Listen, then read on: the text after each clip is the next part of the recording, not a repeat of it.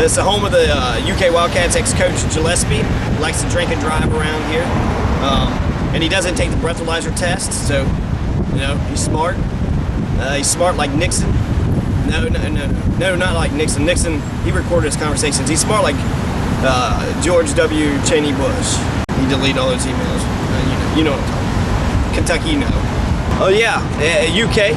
I know a man who got Lee Todd, got his goons to beat him up because he was about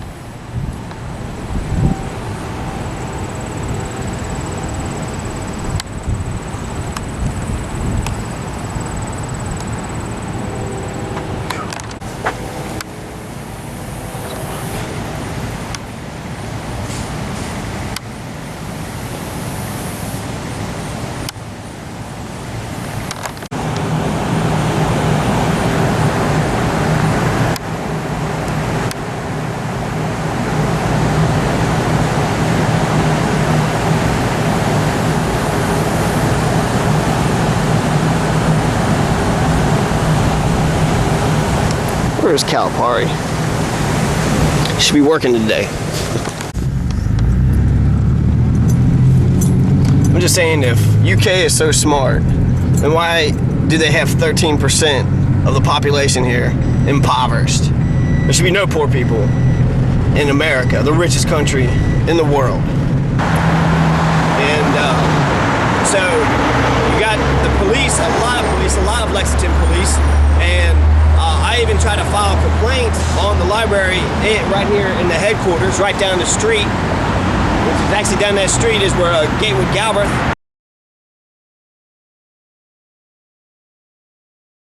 the lawyer, candidate for governor of Kentucky. His office right down there on the left-hand side behind the Justice Center. Yeah, coming up here on the left is the library, and on the right is Gatewood's office and the courthouse and Subway, Gatewood's office, somewhere around there, 202 or something, 230. That's the headquarters. That's the county clerk there, and the police headquarters is right next to the library. Lexington is afflicted with a small town mentality. And what I mean by that is, like in big cities, Cincinnati, Louisville, you know, like real cities. And I say that because Lexington's 1/3 the size of Louisville, 1/3 the character, 1/3 the personality, 1/3 of the development. It's pretty much Louisville Junior.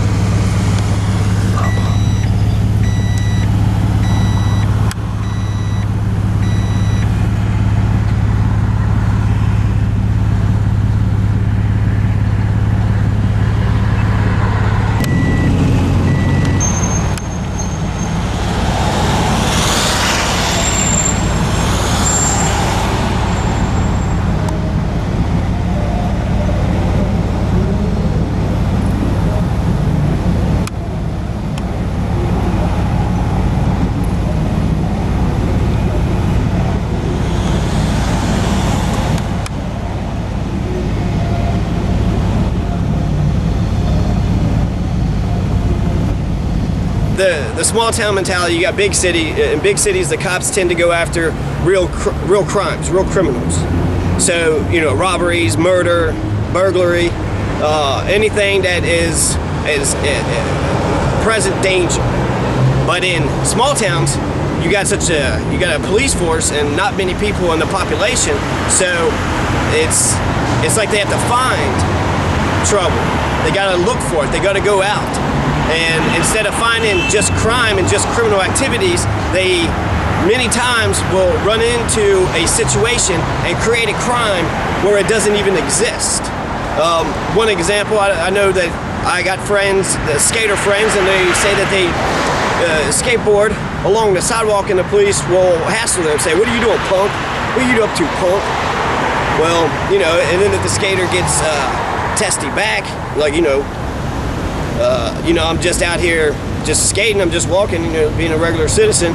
The police officer might think that he's getting testy, and then a conflict will ensue.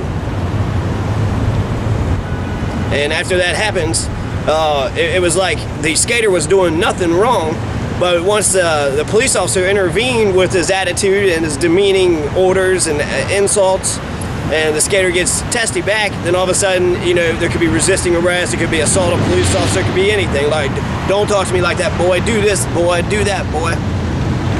You know how cops are. Kathleen R.T. Imhoff,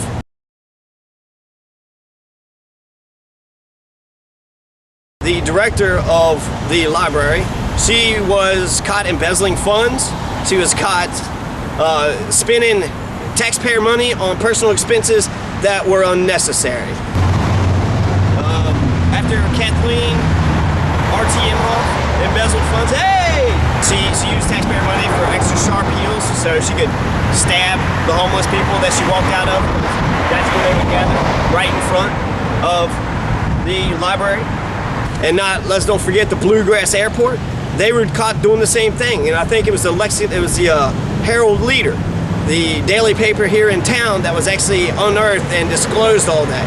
So it's good that they did that, but bad for Lexington that they got so many corrupt people that are willing to go ahead and take the money that they're giving them and live lavishly, live high on the hog. Meanwhile, you got 13% of the population in poverty. Meanwhile, you got homeless roaming the street.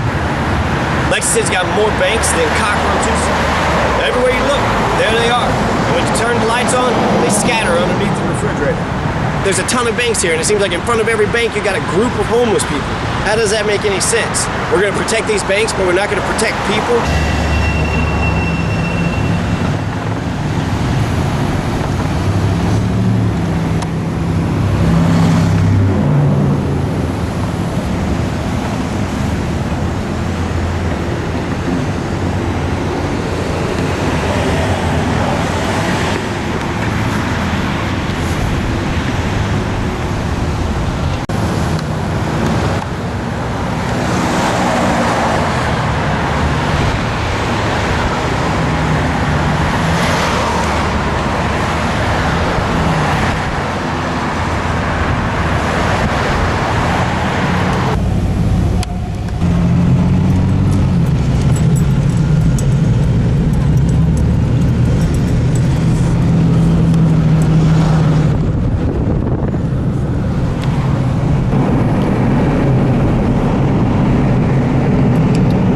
Yep, Fifth Third Building, a Hilton, and Central Bank.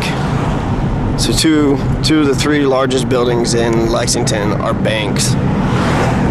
And that's pretty much as big as skyscrapers as we get. So, comparably speaking, Lexington ain't shit.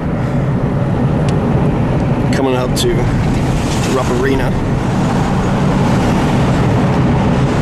on the right.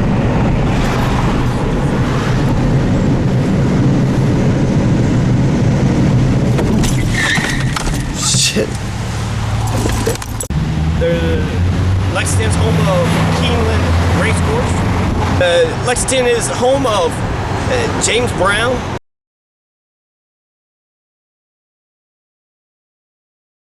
AKA, James Brown. A homeless guy has been arrested over 1,300 times. 1,333 times to be exact.